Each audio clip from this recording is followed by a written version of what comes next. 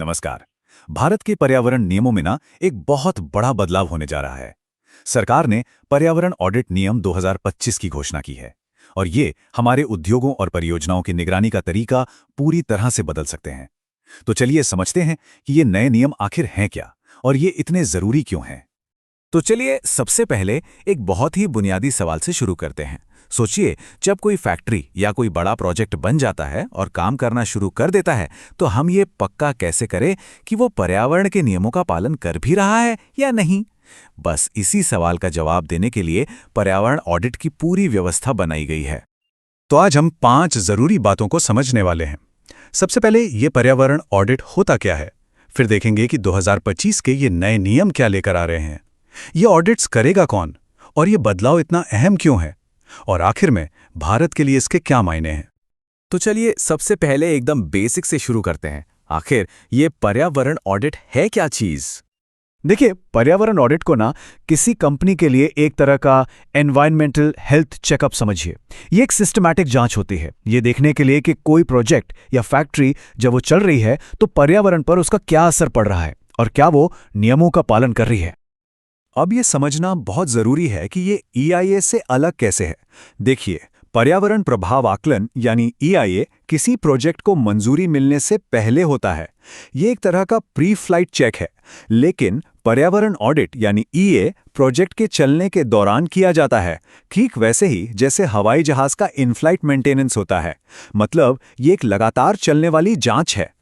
अच्छा, तो अब आते हैं इन नए नियमों पर। वैसे पर्यावरण ऑडिट का आइडिया कोई नया नहीं है, लेकिन ये जो 2025 के नियम हैं, ये इसे एक औपचारिक और बहुत ही मजबूत ढांचा दे रहे हैं। तो देखिए, इसकी कहानी शुरू होती है 1986 के पर्यावरण संरक्षण अधिनियम से। फिर 1992 में कंपनियों के लिए हर साल एक पर्यावरण रिपोर्ट देना जरूरी कर दिया गया था। लेकिन अब 2025 के नियमों के साथ हम सिर्फ एक रिपोर्टिंग से आगे बढ़कर पूरे देश के लिए एक व्यापक ऑडिटिंग सिस्टम बना रहे हैं। इन नए नियमों का मकसद क्या है? असल में यहां एक बैलेंस बनाने की कोशिश की जा रही है।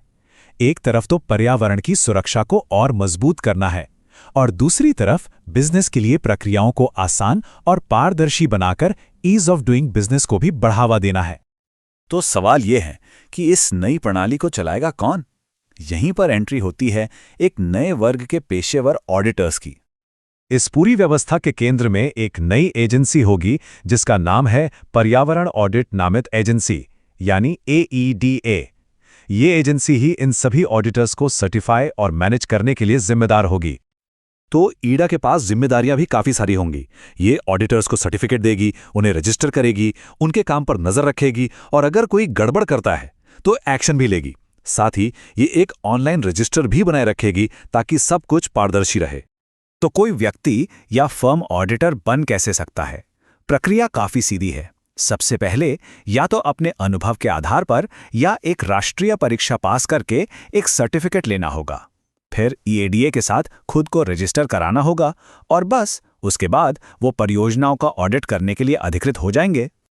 तो ठीक है, हमने ये तो समझ लिया कि क्या हो रहा है और कैसे हो रहा है, पर सबसे बड़ा सवाल तो ये है कि क्यों ये नया सिस्टम इतना जरूरी क्यों है? इसके फायदे क्या हैं? देखिए, सबसे बड़ा फायदा है विश्वसनीयता। जब कोई स्वतंत्र तीसरा पक्ष ऑडिट करता है तो नियमों का पालन बेहतर होता है। हमें ऐसा डेटा मिलता है जिस पर भरोसा किया जा सके और कंपनियां किसी भी पर्यावरणीय जोखिम को बड़ा होने से पहले ही पहचानकर उसे ठीक कर सकती हैं। और यहां एक और दिलचस्प बात है, ये नियम भारत को वैश्विक मानकों के करीब लाते हैं। देखिए, एक अच्छी ऑडिटिंग प्रणाली ESG रिपोर्टिंग के लिए बहुत जरूरी है, जिसे आज दुनिया भर के निवेशक देखते हैं। ये ग्रीन बॉन्ड्स जैसे निवेशों को आकर्षित करने में मदद करता है और इको मार्क जैसी पहलों को भी ताकत देता है। और आखिर में चलिए इसे बड़ी तस्वीर में देखते हैं कि ये नियम भारत के बड़े पर्यावरणीय और जलवायु लक्ष्यों से कैसे जुड़ते हैं। ये मामला सिर्फ कंपनियों के नियमों के पालन तक ही सीमित नहीं है। जैसा कि सरकार ने खुद कहा है, इन ऑडिट से जो डेटा मिलेगा वो हमारी नदियों, जंगलों और पूरे पर्यावरण को बचाने और बेहतर बनाने की नीतियों के लिए एक महत्वपूर्ण इनपुट का काम करेगा। तो ये एक बहुत बड़ा कदम है। इसके अलावा ये ढांचा भारत की एक बहुत बड़ी पहल लाइफ यानी पर्यावरण के लिए जीवन शैली से भी सीधे जुड़ता है।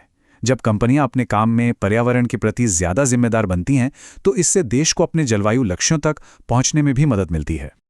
तो सवाल यही है, क्या ये नई प्रणाली, जिसमें तीसरे पक्ष के पेशेवर ऑडिटर हैं, भारत में पर्यावरणीय जवाबदेही के लिए वाकई एक नया मोड़ साबित होगी? ये एक बहुत ही महत्वपूर्ण कदम है और इसका असली असर तो हमें आने वाले सालों में ही देखने को मिलेगा।